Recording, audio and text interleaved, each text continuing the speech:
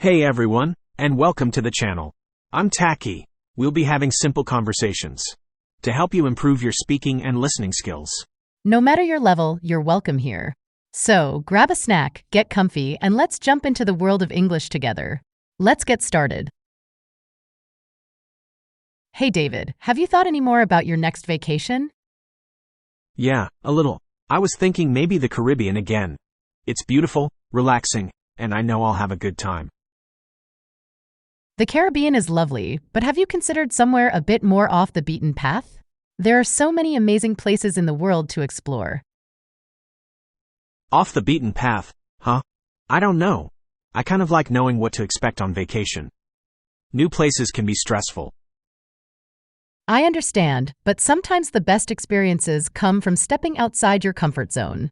Imagine exploring ancient ruins in Southeast Asia or going on a safari in Africa.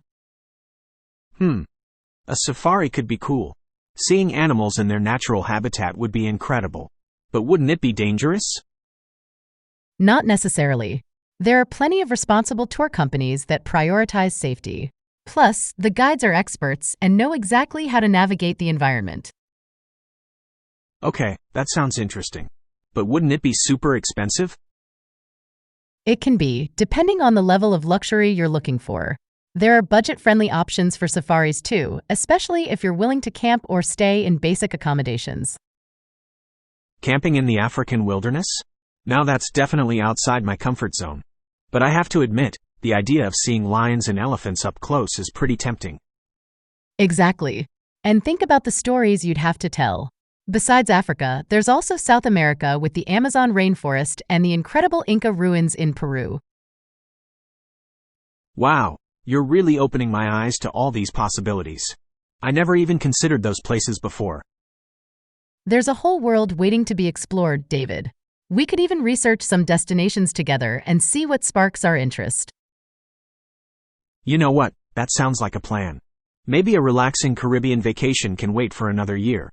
Let's find some adventure. Great. So, what kind of adventures are you most interested in? Physical challenges, cultural immersion, or maybe encountering unique wildlife? Well, the safari idea definitely got me thinking about wildlife. But I'm not sure I'm up for anything too extreme. No problem. There are plenty of wildlife-focused trips that cater to different activity levels. How about something like whale watching in Alaska? You could see humpback whales, orcas, and maybe even some bears. Whale watching sounds amazing. I've always wanted to see a whale in the wild. But wouldn't it be freezing cold in Alaska? It can get chilly, but there are tours that provide warm gear and heated cabins on the boats. Plus, imagine the incredible photos you could get. True, seeing a whale breach the water in a stunning Alaskan landscape would be an unforgettable picture. Exactly. Or, if cold weather isn't your thing, we could look into something more tropical. There are amazing snorkeling trips in the Great Barrier Reef where you can see countless species of fish and coral. Snorkeling sounds interesting, but I'm not the strongest swimmer. No worries. Most snorkeling tours provide life jackets and have areas suitable for all levels. You could even just wade in the shallows and see plenty of cool marine life. That sounds manageable. Plus, I wouldn't have to worry about any dangerous animals like sharks, right? Well, there's always a chance of encountering wildlife in their natural habitat, but most tours take place in areas with minimal risk. Plus, the focus is on appreciating these creatures from a safe distance. Okay, you've convinced me. Let's look into some snorkeling tours in the Great Barrier Reef. Maybe we can find one that combines it with some relaxing time on a beach. Perfect. Now we're talking. We can even look into some eco-friendly resorts that support sustainable practices while we're there. Now that's a vacation I can get behind. Adventure, relaxation, and helping the environment sounds like a winning combination. Awesome. While we're researching the Great Barrier Reef, we should also consider the time of year. That's a good point. I wouldn't want to be there during the wet season or when there's a higher chance of jellyfish. Exactly. The dry season, from May to October, is generally considered the best time to visit. The weather is sunny and dry, with calmer seas for snorkeling. May to October works for me. Now, about these eco-friendly resorts you mentioned. What kind of things should we look for? There are a few key things. Look for resorts that use renewable energy sources like solar panels, have water conservation programs, and minimize waste. Some resorts even offer educational programs about the reef and its importance. That sounds good. Maybe we can find a smaller, locally owned resort that supports the surrounding community. Great idea. Those types of resorts often offer a more authentic experience and put your tourist dollars towards a good cause.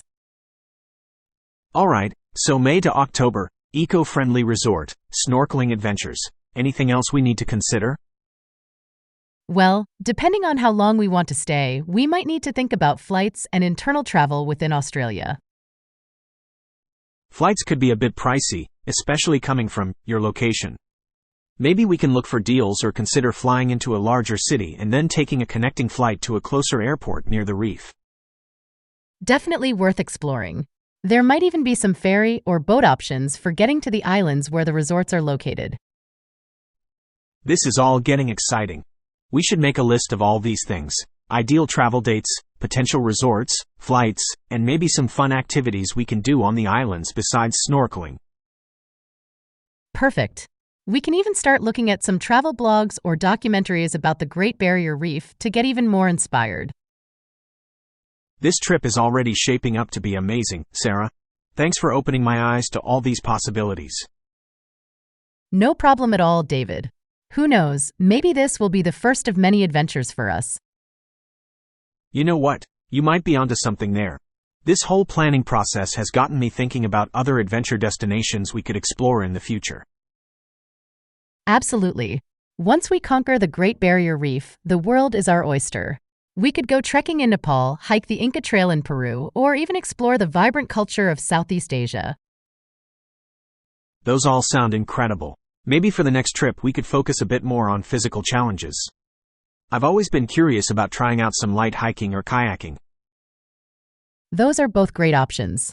There are some amazing kayaking adventures in places like Halong Bay in Vietnam, where you can paddle through stunning limestone formations. Vietnam sounds interesting. I wouldn't mind incorporating some cultural experiences into the trip as well.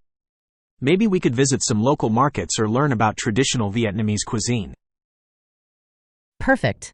There are cooking classes offered in many parts of Vietnam where you can learn to make delicious dishes like pho and spring rolls. We could even try our hand at making some traditional Vietnamese coffee. Now you're speaking my language. Learning about a new culture through food is a great way to immerse yourself. Exactly. And while we're brainstorming future trips, don't forget about Europe. There are some amazing hiking trails in Switzerland, or we could explore the historic cities of Italy and indulge in some delicious pasta. Europe has always been a dream destination for me. Imagine exploring the Colosseum in Rome or visiting the Eiffel Tower in Paris. We can definitely make that dream a reality someday. The key is to start planning and researching destinations that pique our interest. This has been a fantastic conversation, Sarah. I feel so much more excited about travel now. We should definitely do this again sometime and brainstorm some more adventure ideas. Absolutely, David. In the meantime, let's get cracking on planning this Great Barrier Reef trip. We have some amazing adventures to look forward to. Agreed. Speaking of the Great Barrier Reef trip, how about we set up a shared document online? That way we can both add ideas, research findings, and keep track of everything in one place. Brilliant idea, David. We can use a tool like Google Docs or Trello to create a collaborative itinerary. It'll make the planning process much more efficient. Perfect. While we're working on the document, maybe we can also brainstorm a catchy name for our little travel team. Something that reflects our newfound love for adventure. Love it. How about the Unlikely Explorers? It's a nod to your initial hesitation about venturing outside your comfort zone. The Unlikely Explorers has a nice ring to it. Though, I have a feeling we'll become much more likely explorers with each adventure we conquer. Exactly. Maybe we can even document our travels with a blog or social media channel. Share our experiences and inspire others to step outside their comfort zones too. That's a fantastic idea, Sarah. We could call it The Unlikely Explorers Adventures. Who knows, maybe we'll become travel influencers one day. Laughing, now that might be a bit ambitious, David. But it's definitely something to strive for. The most important thing is to enjoy the journey, document the memories, and keep that adventurous spirit alive. Couldn't agree more, Sarah. Here's to many more adventures to come, with the unlikely explorers at the helm. Cheers to that, David. Let's get planning and turn this dream into reality.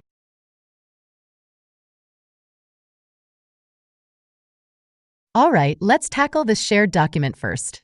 Do you have a preferred platform, Google Docs or Trello? I'm comfortable with either. Trello might be good for visualizing the different stages of planning, like flights, accommodation, and activities. Great idea. I can whip up a Trello board and share it with you. In the meantime, you can start jotting down some potential resorts you find that fit our eco-friendly criteria. Perfect. I'll also see if I can find some resources comparing flight options to get a better idea of costs. Sounds good. While you do that, I'll see if I can find some sample itineraries for Great Barrier Reef trips online. Maybe we can use those as a starting point and customize them for our interests. Excellent plan. We should also factor in some buffer days in case of any unforeseen circumstances, like flight delays or bad weather. Absolutely. It's always better to be safe than sorry. Speaking of weather, maybe we should double-check the average water temperatures during our chosen travel dates. Smart thinking. The last thing we want is to be shivering while snorkeling. Hey David, I found a Trello board template specifically for travel planning. It has sections for flights, accommodation, activities, packing lists, and even a budget tracker. Wow, that sounds super handy. Just sent you the link to the Trello board I created. Feel free to jump in and start adding your research. Awesome. I'll take a look right away. In the meantime, I found a couple of interesting blog posts about snorkeling on the Great Barrier Reef. They offer some tips on choosing the best snorkeling spots and what kind of marine life we can expect to see. Ooh, perfect. Sharing those links on the Trello board would be great. This is already coming together nicely, Sarah. I agree, David. It's going to be an amazing trip.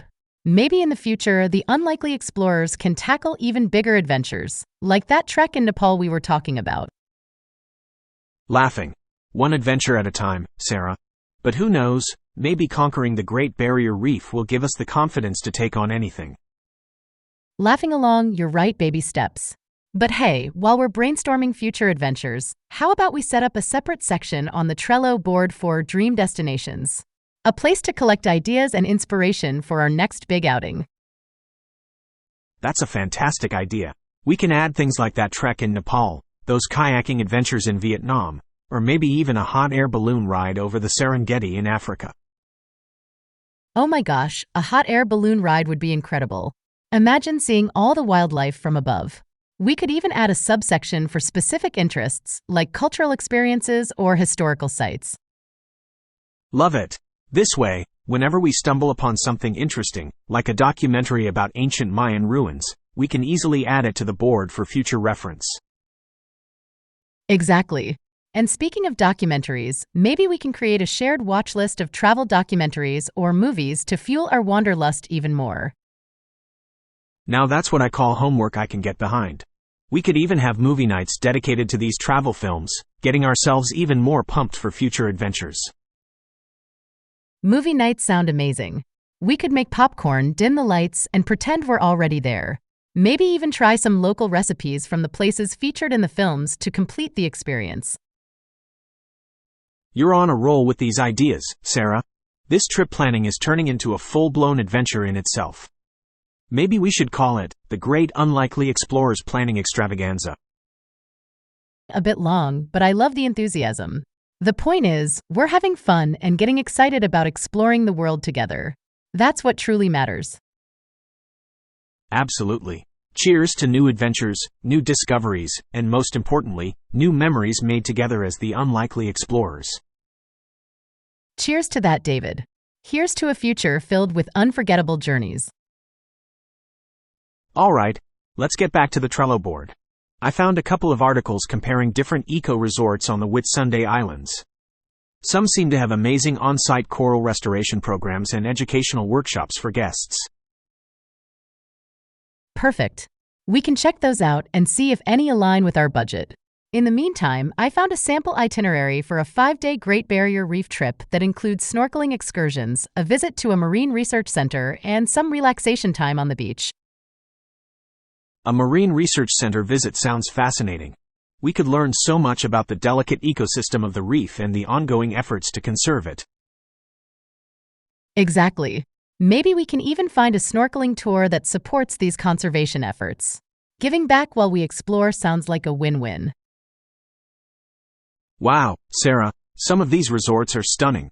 They have private bungalows with ocean views and eco-friendly practices like using solar power and rainwater harvesting. I agree. They do look amazing. Let's shortlist a few based on their amenities, eco-initiatives, and proximity to good snorkeling spots. Sounds good. I also looked into flights and found a couple of options with reasonable prices. Maybe we can consider flying into Cairns and then taking a scenic helicopter tour over the reef before heading to our chosen island. A scenic helicopter tour would be breathtaking. Imagine seeing the reef from above and all its different colors and formations. Right? It would be an unforgettable way to kick off the adventure. We can add that to the activities section on the Trello board. Great idea. While we finalize the itinerary, maybe we can start a list of things to pack. Reef-safe sunscreen, a rash guard for sun protection, and a waterproof camera for underwater photos are definitely must-haves. Excellent suggestions. We should also check if the resorts offer equipment rentals for snorkeling fins and masks. Good point. Maybe we can pack some quick-drying clothes and water shoes for exploring the island. Oh, and don't forget a reusable water bottle to stay hydrated and avoid using plastic. Definitely. We can find a collapsible one that won't take up much space in our luggage. This is all coming together so well, Sarah. I can't wait to set foot on that island and explore the Great Barrier Reef. Me neither, David. This trip is going to be epic. The unlikely explorers are about to embark on their first adventure, and who knows what amazing journeys await us in the future. Cheers to our upcoming adventure.